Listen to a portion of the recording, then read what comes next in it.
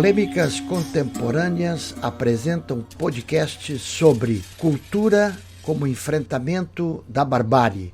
Evento realizado em 29 de março de 2001.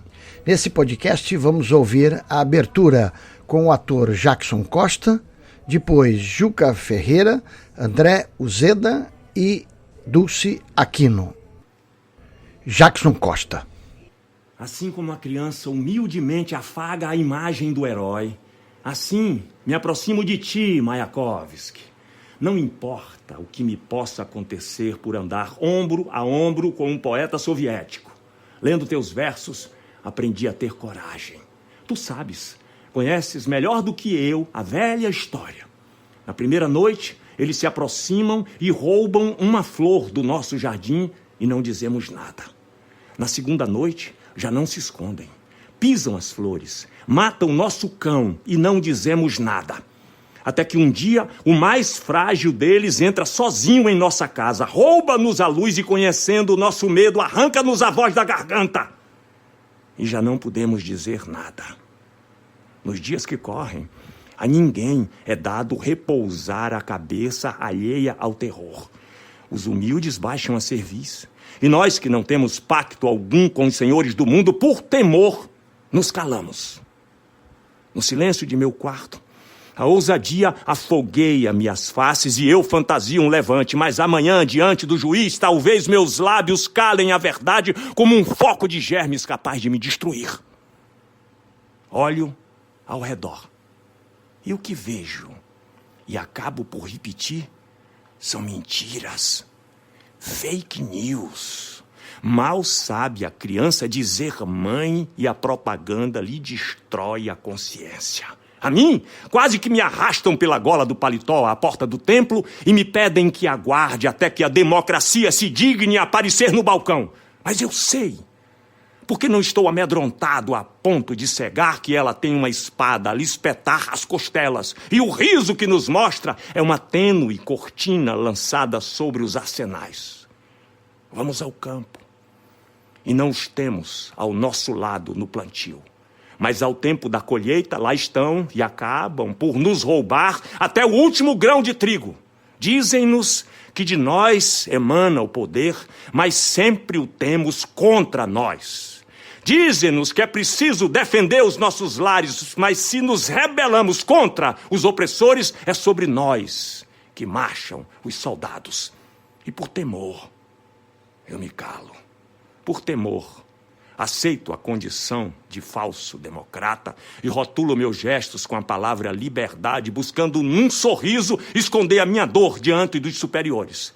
Mas dentro do meu peito, com a potência de 1 milhão de vozes, o coração grita: mentira, mentira, fake news, fake news, mentira, mentira. Eduardo Alves da Costa.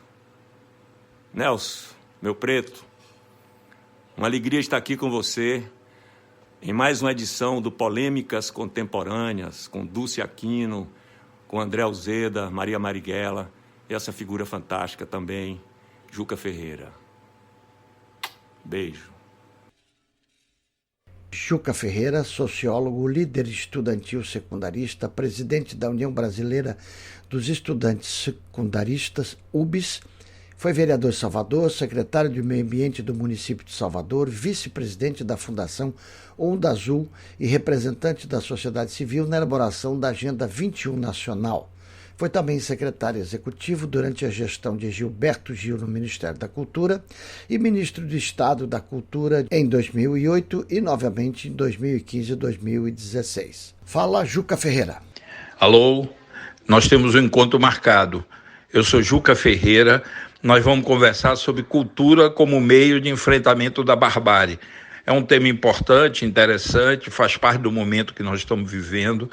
Eu queria já, como uma provocação, dizer que a cultura não é uma espécie de pomada minâncora que serve para unha encravada, dor de dente, espinhela caída, mas é uma dimensão estratégica na construção de um projeto de sociedade onde a gente possa enfrentar não só as tradicionais mazelas do país, a desigualdade social, o autoritarismo, a violência, a esse caráter predatório que tem nosso capitalismo, destruindo a natureza, nós temos as questões ligadas ao momento que a gente está vivendo, a ascensão de um projeto de extrema-direita com cortes fascistas e que propagam a necropolítica, defendem a morte e a incapacidade de enfrentar a pandemia, tornando o Brasil o país com o maior índice de mortes e de contaminação do mundo.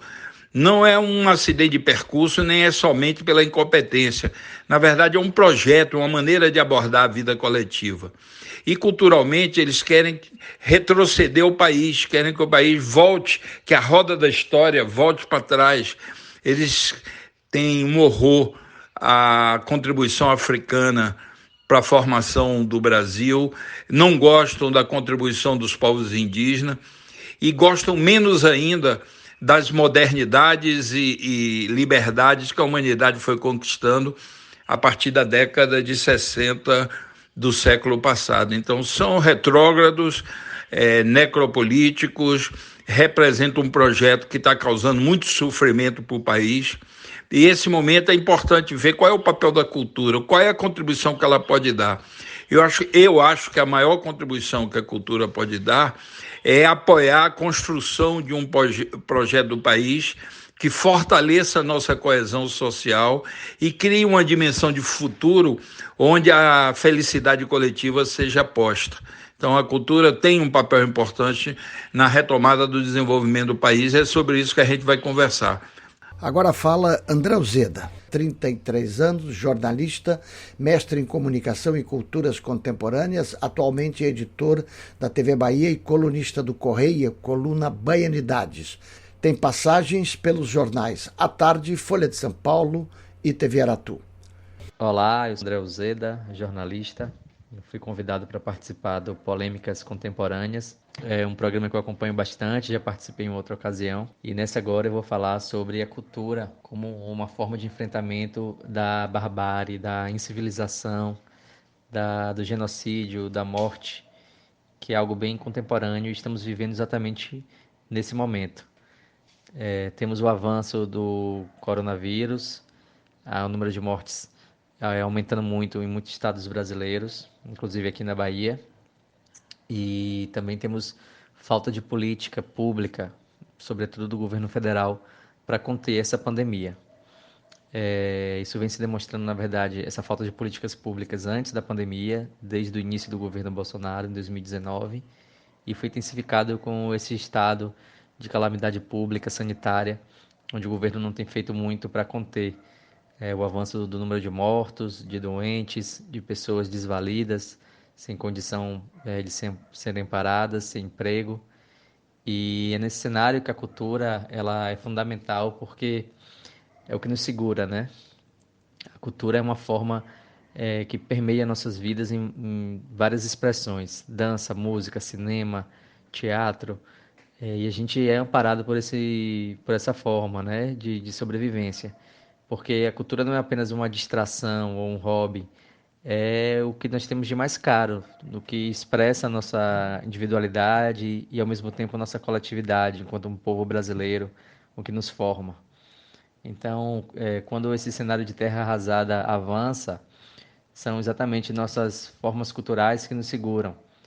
E aí eu recorro aqui a uma metáfora de um filme bem atual, que é o filme Bacurau, por exemplo, que quando eles são atacados por um exército americano, né, estrangeiro, que tenta dizimar, aniquilar aquela comunidade rural, eles recorrem ao museu, onde lá vão buscar as armas e é de lá que parte o enfrentamento. Assim, o museu é um símbolo da história, da cultura, do que há de mais caro em um povo.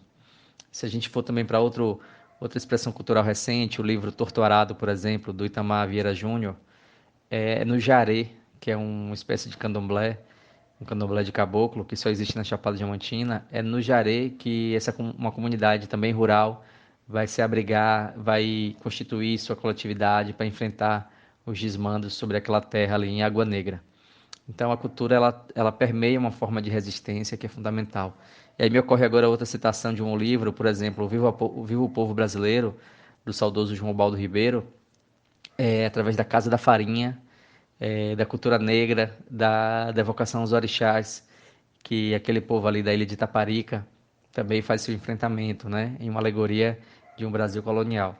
Então a cultura ela permeia exatamente isso, um símbolo de resistência, de força, de o que é mais caro dentro de um povo. E quando tudo nos falta, o que nos une são esses elementos que são muito constitutivos, que falam muito sobre nós, tanto como células, mas também como tecido social. E é por isso que a cultura precisa ser defendida. A gente tem que defendê-la de ataques, quando ela é vilipendiada, quando ela é atacada, massacrada, porque aniquilar a cultura de um povo é aniquilar a sua forma de resistência e, posteriormente, aniquilar a própria existência desse povo. Presença também de Dulce Aquino, professora aposentada da UFBA, com participação especial no programa de pós-graduação profissional em dança. Doutora em Comunicação e Semiótica pela PUC de São Paulo. Na UFBA foi diretora da Escola de Dança, pró-reitora de Extensão e pró-reitora de Ações Afirmativas e Assistência Estudantil. Foi membro da Comissão da Verdade do Estado da Bahia, membro do Conselho Nacional de Política Cultural do MINC, membro do Fórum Nacional de Dança e atualmente é membro do Conselho Fiscal e Científico da Associação Nacional de Pesquisadores de Dança, ANDA, membro do Movimento Artivista de Salvador e membro da Articulação Nacional de Trabalhadores de Artes de Cena, ATAC. Olha, meu filho, exatamente a arte era a forma que a gente tinha para, inclusive, eles não entenderam, mas a gente estava reagindo. Foi um grande até ator, a cultura foi um grande até ator da reação. Inclusive, a juventude, os estudantes já não podiam mais fazer movimento estudantil, aquela grande reforma universitária, etc.